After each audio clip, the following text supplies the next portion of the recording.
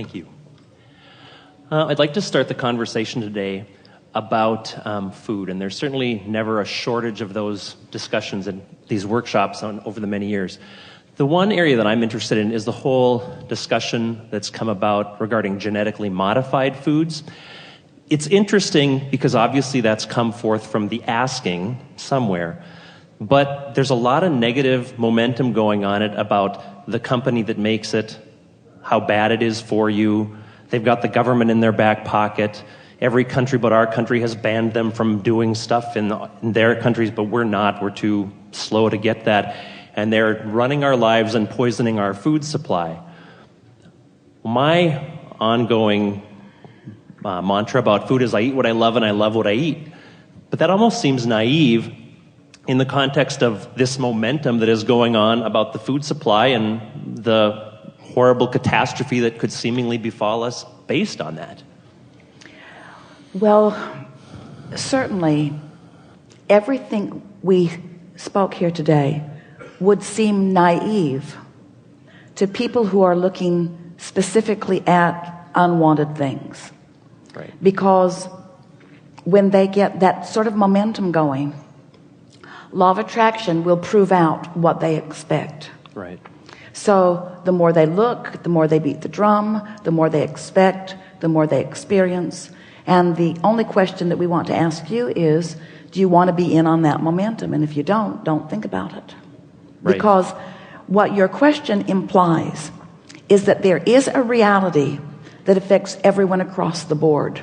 And that is never, ever, ever, ever, ever, ever, ever, ever, ever true.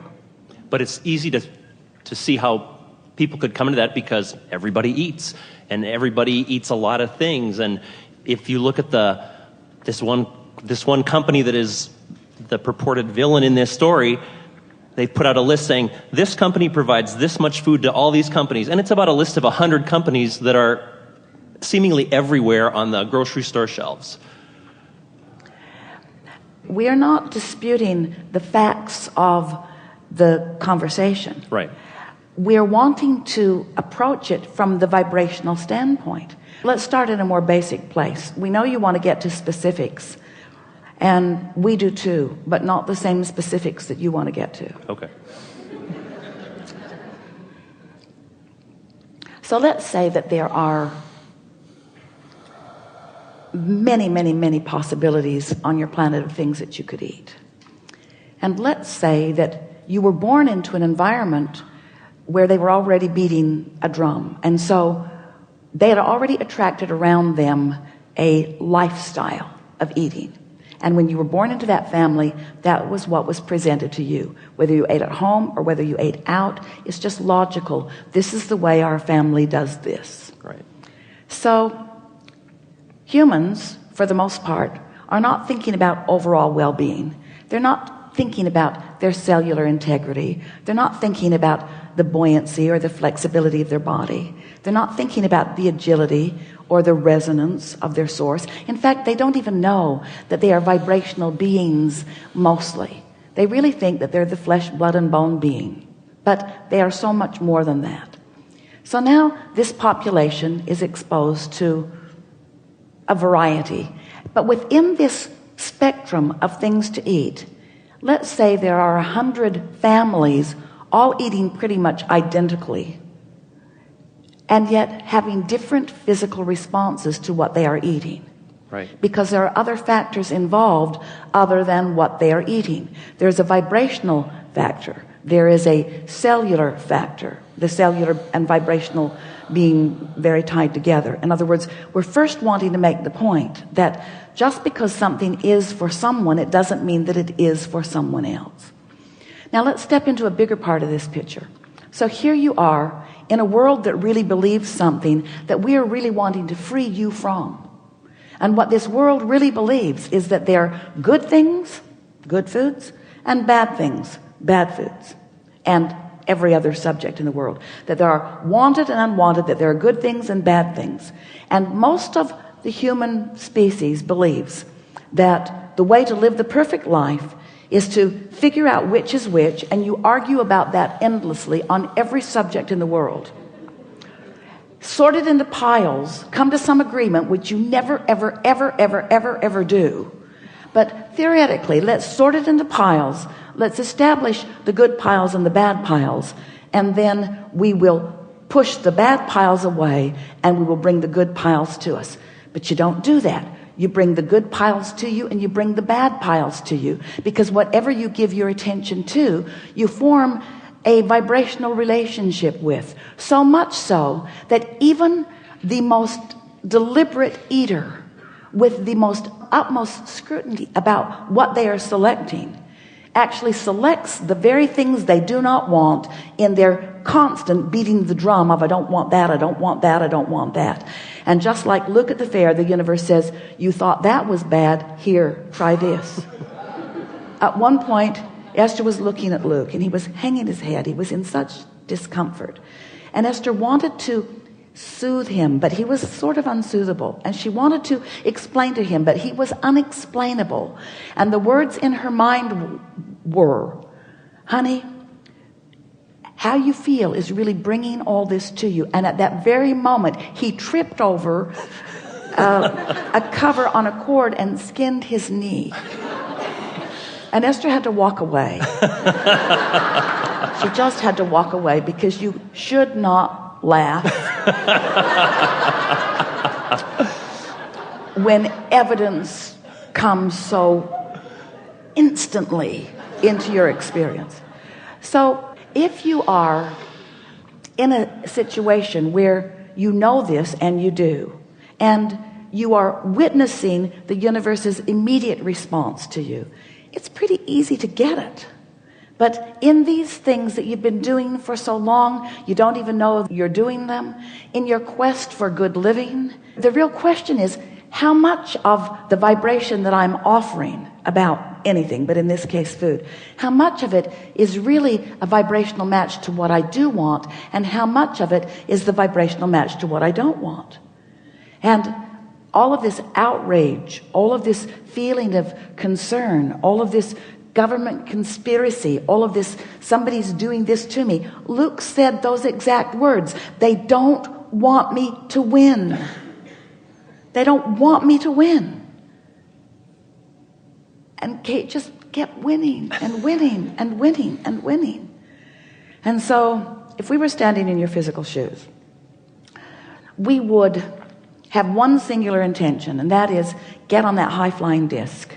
And from that high-flying disc, you will feel the inspiration that will guide you to the path of least resistance, to the things that you want. But you cannot get there. You cannot get there. You cannot get there any other way, because the conversation that you were delivering to us, factual and obvious and accurate as it was, put you on a disc, a different disc. Put you on a different spinning vibrational disc. We call that your grid, your point of attraction. It's the vibration of who you are. It's your point of attraction. Is your point of attraction here, which attracts unwanted things, or here, which attracts more unwanted things, or is it up here? Is your point of attraction? Where is your point of attraction? That's your only question. And what does this information, what does this website, how does this website make me feel? That's the only thing you want to ask yourself. Not how true it is, not how many people are having this negative experience, because that information is not helpful to you. The only information that's helpful to you is, what disc am I on? What is my point of attraction? What inspiration will I receive? Because there is no inspiration that says push against that. That's never inspiration. That's always a low spinning disc that makes you feel like that. Is there stuff in this world that is beneficial? Yes. Is there stuff in this world that is not beneficial? Yes. The question is, how do you consistently make your way to the most beneficial? And the way you do that is by working on your vibration and trusting that the source within you and the law of attraction will yield to you, through the path of least resistance, inspiration, obvious, clear, easy to follow inspiration. Well, Esther wants to help Luke understand, because he's just coming into his emotional awareness, and she wants him at this really early stage to understand the importance of those emotions and nothing else. Nothing else matters. If she could just make the point, see how happy Kate is, see what's happening, see how unhappy you are, see what's happening, that's the point.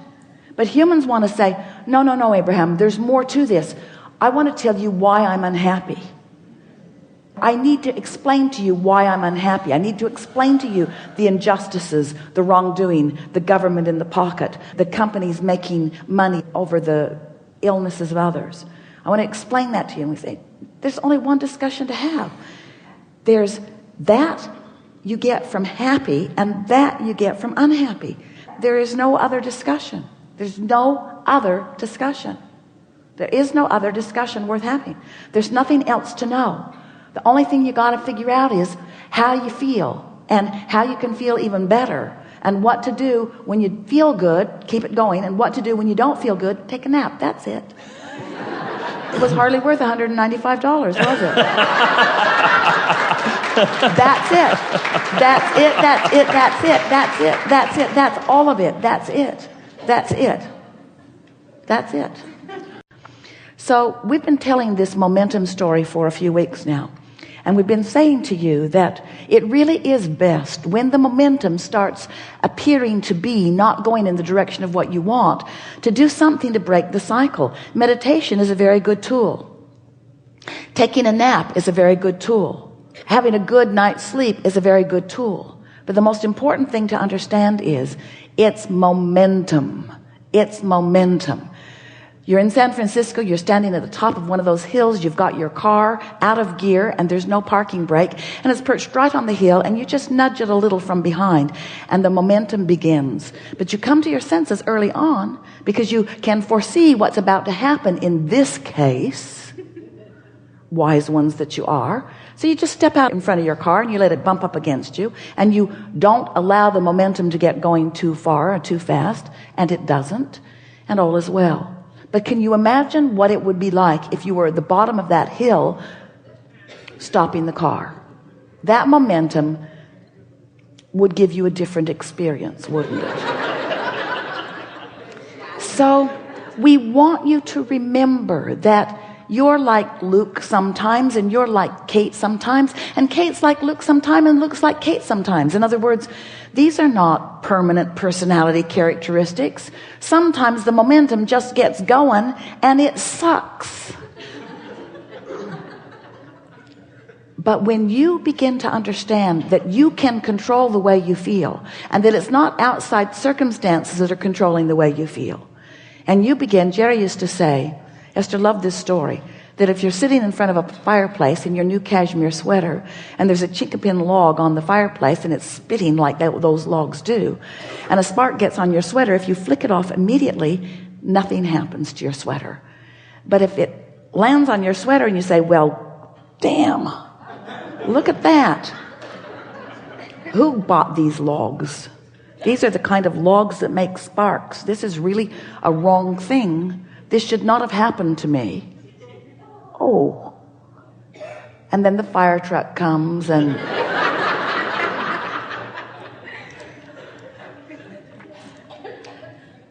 we're eager to talk with you about anything that matters to you. You're going to notice that we are not eager to talk you out of your negative momentum because it's sort of futile. The reason that we talk as we do in the beginning is because usually you come up to speed with who you really are. Everything here is law-based, and everything that you've heard is resonating with the very core of who you are. And so it is our expectation that you're in the best possible place to receive impulse and insight, to feel clarity about things that you've been wondering about. There's no subject that's off limits, and there is no order of business that is absolute. But you will notice a very nice unfolding as we are moving forward. We are eager to talk with you about anything that is important to you. Begin right here.